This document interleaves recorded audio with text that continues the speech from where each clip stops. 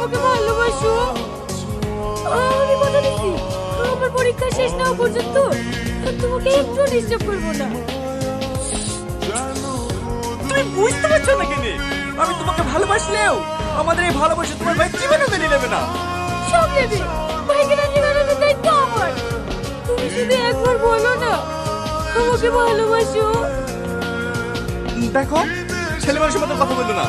তুমি যেটা বলছো এটা কোনোভাবেই সম্ভব না। দেখি রাস্তা চলো। তাহলে তুমি আমাকে ভালোবাসবে না? না। ঠিক আছে যাও, দু ঘন্টা পরে এসে আমার ভালো ভাব দেখে যাও।